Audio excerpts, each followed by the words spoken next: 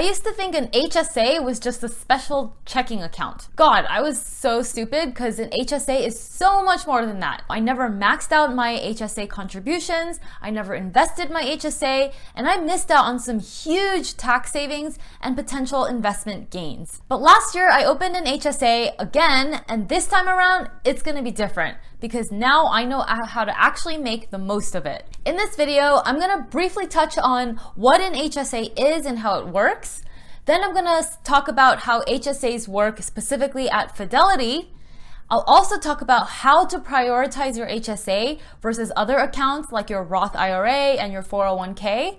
And last but not least, I'll talk about how to invest your Fidelity HSA for maximum profit. Obviously, I can't tell you what to invest in because you're an adult and you can make your own decisions, but I will show you how I'm investing my Fidelity HSA so you have a real life example of what it could look like for you. So if you're interested in learning how to be smarter with your HSA and to make sure you're getting as much benefit out of it as possible, then keep watching. Okay, let's start off with a little HSA 101. The HSA stands for Health Savings Account. The name is kind of misleading because health savings account sounds like a bank account. And that's why for the longest time, I didn't know that you could invest your HSA. But HSAs are actually not bank accounts. They are full-blown investment brokerage accounts. And they're designed specifically to help you invest and pay for healthcare with pre-tax money.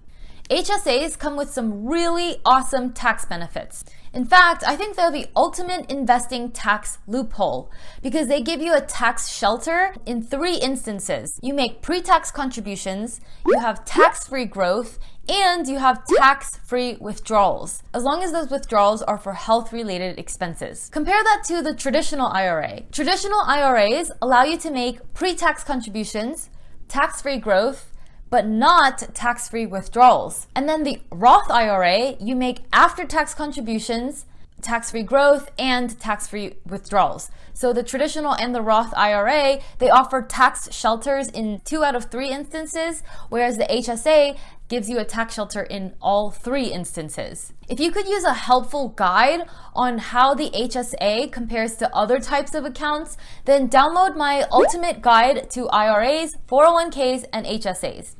It took me a long time to finally understand the difference between all these different retirement accounts.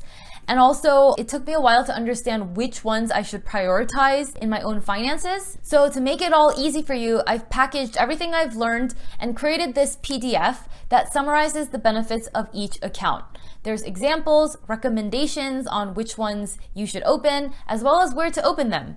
It has literally everything you need to know to set up your accounts for maximum profit. So click the link below to download it. Okay, so back to HSAs. HSAs are not substitutes for health insurance. They are an account that you use in addition to your health insurance. And that insurance plan has to be one that allows HSAs. When I went self-employed, I was shocked by how expensive health insurance is if you don't get coverage from your employer. That's why I went for a really cheap insurance plan that allows HSAs. Because with my cheap insurance plan, I pay low monthly premiums. And if and when I do need to go to the doctor, I can pay for it out of my HSA. What's cool about HSAs offered at Fidelity is that they're the most flexible HSA provider that I've seen out there. With a Fidelity HSA, you're gonna get access to the full range of stocks, bonds, ETFs, mutual funds, and investment products offered at Fidelity. This is great because many of the other HSA companies out there, such as HSA Bank and Devenir, only give you a very limited menu of investments to choose from. I don't really like that. I don't like being limited. So I definitely appreciate the flexibility of my Fidelity HSA.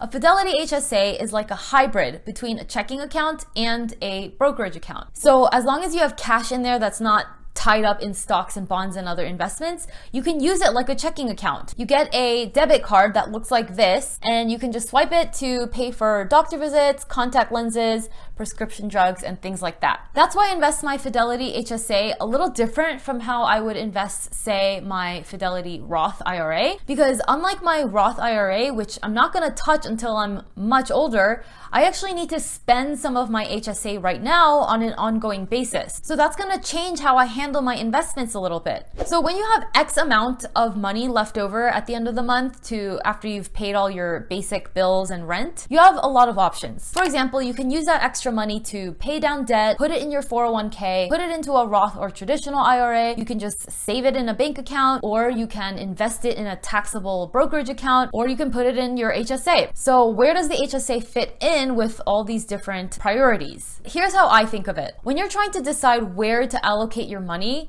there's two considerations. First of all, where can I get the highest after-tax return on my money? I'm always thinking about after-tax return. The second thing is, when do I need to access that money? That's the second consideration. So if I'm looking for highest after-tax return on my money, then the obvious answers are I would want to prioritize any type of tax-advantaged investment account like HSAs, 401ks, and IRAs. But then the downside of that is that with accounts like those, your money is more or less locked up until you retire. So if you want to invest and save money to buy a house, then an HSA or an IRA probably isn't the place to do it. I think the question you need to ask yourself is, what's your number one financial goal right now? If your number one financial goal right now is to save up to buy a house, then probably your HSA isn't the most important thing in your list of priorities. For me right now, my number one financial goal is to get the highest after-tax return on my money so that I can reach a $1 million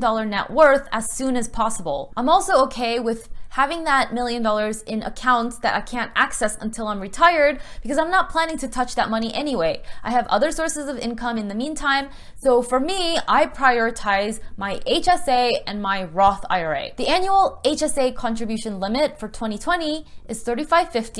And then for 2019, it was $3,500. I always try to max out my HSA before I max out anything else, even over my Roth IRA. That's just me though. A big part of investing is taking taxes into consideration. Taxes will eat up at least 20 to 30% of your investment earnings, but with the HSA and its triple tax shelter, you don't have to worry about any of that. Although I don't know your exact situation and you may have different financial priorities than me, I would say the HSA should be pretty high up there on your list of priorities. If you don't invest with the right accounts, you're gonna end up paying way more taxes than you need to on your investments. So don't forget to grab my ultimate guide to IRAs, 401ks, and HSAs to make sure you're not leaving any money on the table and that you are set up with the right accounts. The download link is right below this video in the description. And finally, let's talk about how to invest your Fidelity HSA. You don't have to invest your HSA. You can use it as if it were just a straight checking account and spend your health expenses out of there, or you can use it as a wealth building investment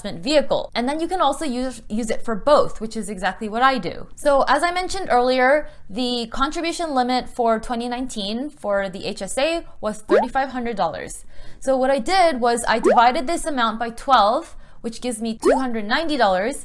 And then starting January 1st of 2019, I started making automatic monthly deposits of $290. So that way I know that by the end of the year, I would have made 12 deposits of $290 each, and that would have gotten me to my HSA max of $3,500 for the year. As for investing that money, I used Fidelity's automatic investing feature to set it up so that my monthly deposits automatically buy more shares of some of the index funds that I already own. The key here is that the index funds need to be mutual funds and you already have to own them. If you want to automate your investments, then you have to first buy the investments and then set up the automatic feature with those investments that you already own. If you want some ideas on which index funds to buy for your Fidelity HSA in the first place, check out this video right here.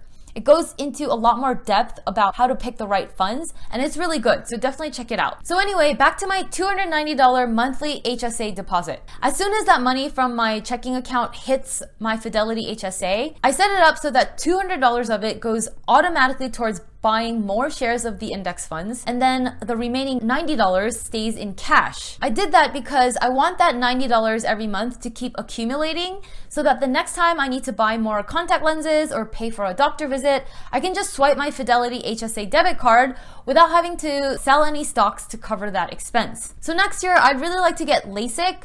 So I'll probably cut back on the amount that I automatically invest and keep more of that $290 in cash. So for you, if you know that you have some big medical expenses coming up in the next year or so, whether it's having a baby or getting a surgery or just getting LASIK like me, then feel free to use your HSA like a savings account, so you don't have to invest it. In fact, you probably shouldn't invest it because the stock market is a place for people with long time horizons. In case you haven't noticed by now, I'm a big fan of Fidelity because in addition to the HSA, Fidelity offers all kinds of other accounts and services for all your financial needs. Not only do I have my HSA at Fidelity, but I also have my everyday checking account there, I have my Roth IRA there, my SEP IRA, and at one point I even had a Fidelity credit card. Something that really helped me in my financial journey is having all my accounts in one place, because it kept me organized and it was a lot less work to manage. I know many of you have an old 401k lying around somewhere from a previous job, and one of the smartest money moves you can make right now is to roll over that 401k into an IRA so that you have all your finances in one place like I do. In next week's video, I'm gonna talk all about how to do a Fidelity rollover IRA. So if you're thinking of rolling over your 401k to consolidate all your finances at Fidelity, then I want you to subscribe to my channel and hit that notification bell so you don't miss that video. That's it for now. Thank you so much for spending this time with me. I appreciate you, I appreciate you, I appreciate you. I post new videos every Wednesday, so I'll see you next week, same time, same place. And don't forget to download my ultimate guide to 401ks, HSAs, and IRAs. Remember to invest early and often, and to boldly and courageously go after the life that you want. I'll talk to you again soon.